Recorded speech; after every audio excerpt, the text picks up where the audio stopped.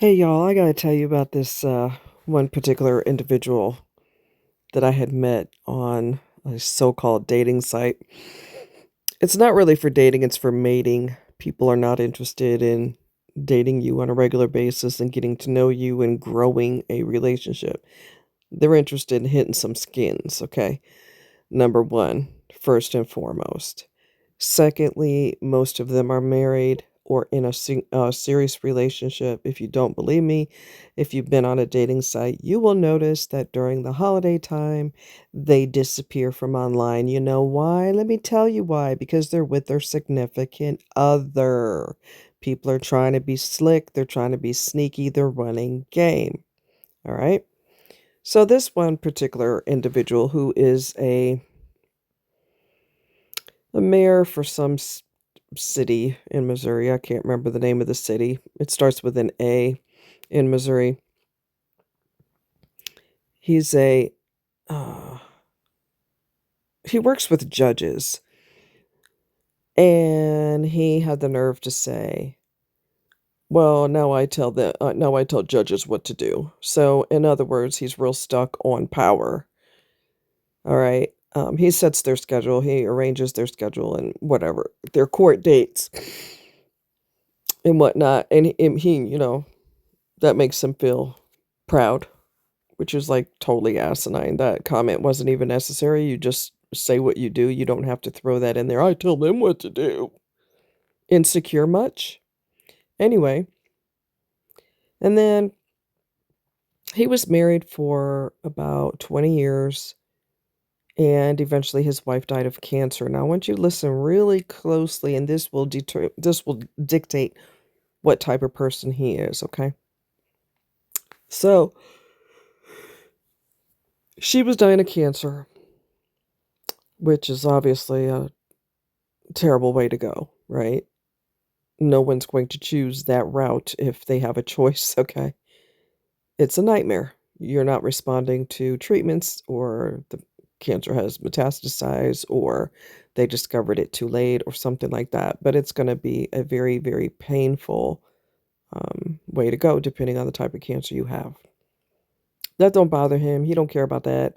All he cared about was towards the end when she became very ill.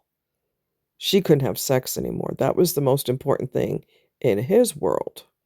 Now she's losing her life. Well, what about whatever? What about me? I mean, I know you're dying and you're scared and you got a lot of emotions going through you, but what about me? Men have needs. You need to dive into a shark's mouth, you insensitive bastard. Anyway, so if that doesn't give you a clear sign that he's a narcissist, I don't know what does.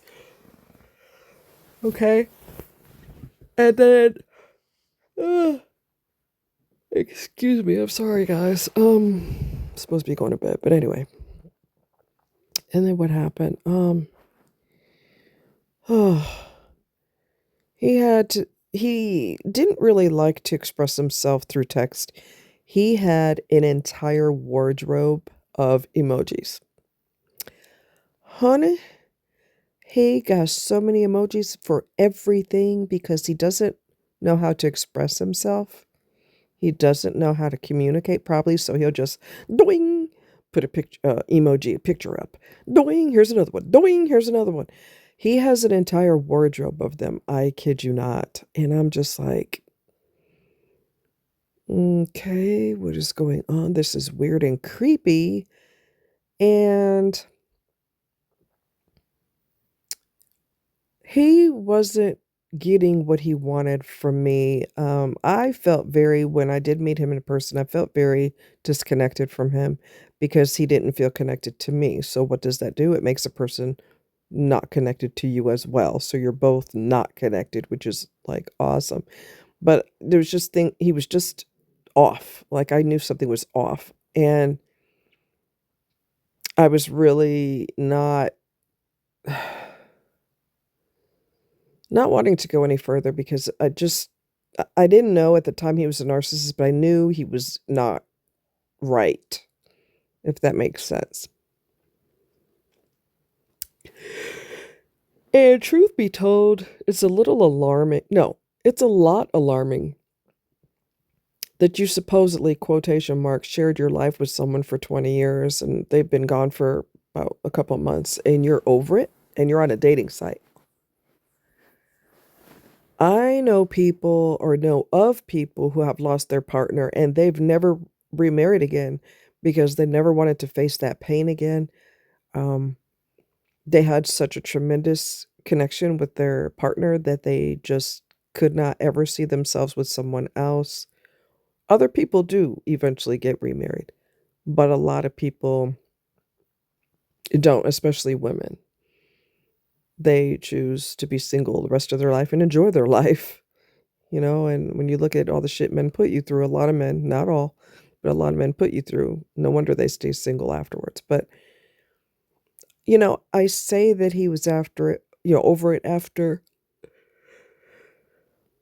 a few months, but truth be told, honey, he was over her a long time ago because narcs get bored with you after once they get you and once they get you to feel for them or fall in love with them or whatever it is, honey, they're over it because their job is done. I don't really have to win you over. I really don't have to make an effort. I really don't have to tell you I love you. I don't have to do any of that because number one, I don't love you. I love me because I'm a narcissist. And number two, I was over it the minute you fell for my BS.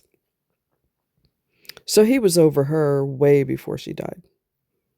It's almost like, I don't know, if it takes that person a few months to get you to fall for them, once they finish the love bombing, they're bored with you. Like, mission accomplished, you fell for my crap. Dummy. But you fell for me. That's how they think. He told me at one point, oh, you don't know what you want. You ever think of the best things to say after the fact? Don't you freaking hate that?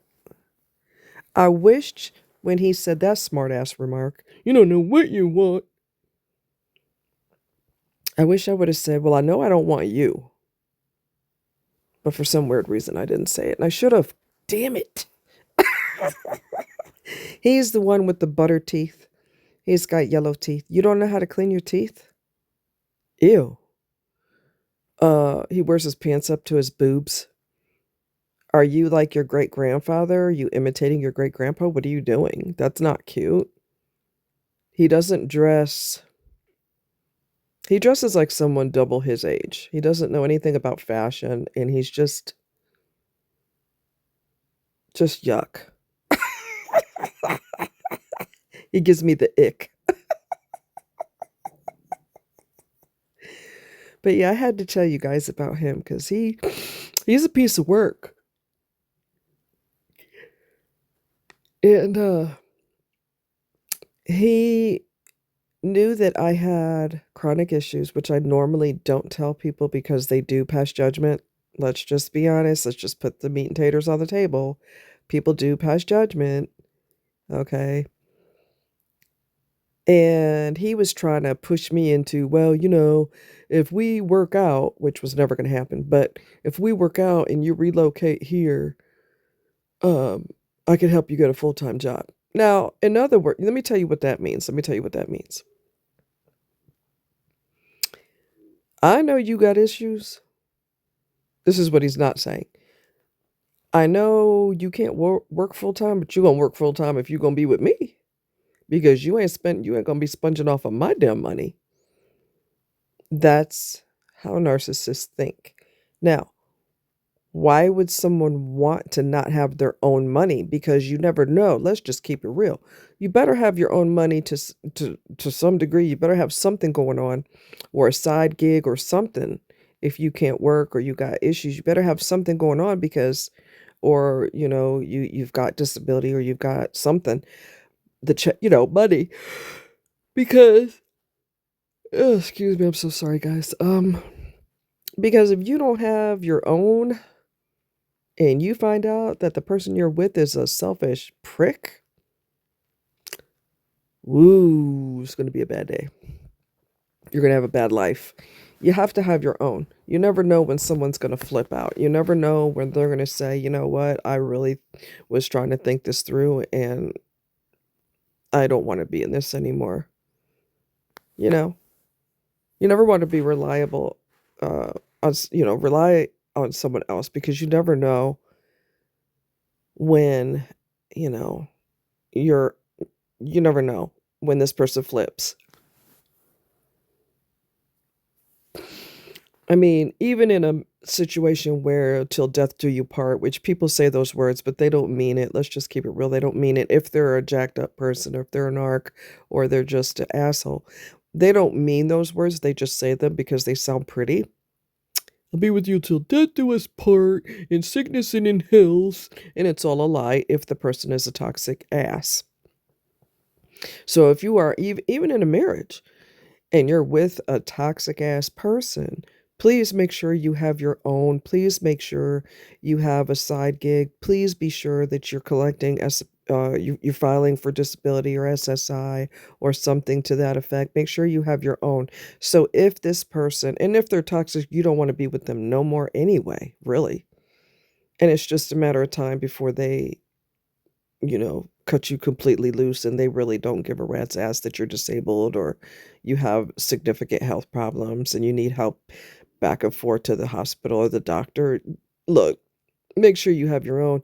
Make sure, you know, just be sure you have your own because you just never know. People are just so goddamn toxic, sick, demented, and selfish. So even though you may love your partner to the ends of the earth, you can never imagine taking another breath without them being near you by your side. That sounds real good on a Hallmark card, but I'm here to tell you, make sure you've got a backup plan in case they flip. And that's for guys too. Make sure you've got your own thing going on. So if this person says, "Hey, go screw yourself," you covered. You covered. Love ain't got nothing to do with it. Love don't pay bills. Okay, love does not pay the freaking bills. Now, I'll end on a good note, a happy note, a positive note. Um, I've known of people who, before they died, in case they died first. Like I know one guy who he made sure that his wife had so much money in the bank that if she didn't want to work anymore, she would be straight. Okay. Not all, partners do that. Because people are so selfish, it doesn't even occur to them I should, have some type of insurance policy or have something in place in case something happens to me. You're straight. A lot of people don't think that way because they're all about me, me, me, me, me, me, me. This guy was not like that. He made sure his wife was covered and he did die before her and she was financially straight.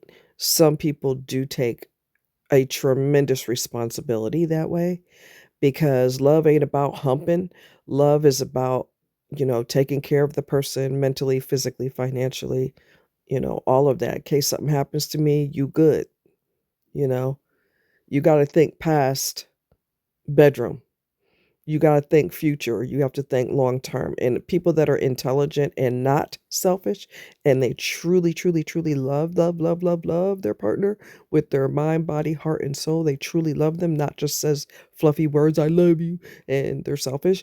People that are genuine and authentic and smart, they prepare for the future and they prepare financially to make sure that their partner is set, God forbid anything should happen to them. And that's an ideal partner, not just somebody who can pull their pants down and say, "Hey, girl, hey." Somebody who's intelligent and protective and lovingly protective of their partner. And that's what a good partner does. They just make sure that you good. It's not something we want to talk about, but babe, if anything ever happens to me, this is what I'm going to do for you to make sure you're okay. And if you still want to go to work, that's cool. But if not, you're going to be financially good to go. That's what a loving partner does. Anyway, you guys take care. Much love and bye.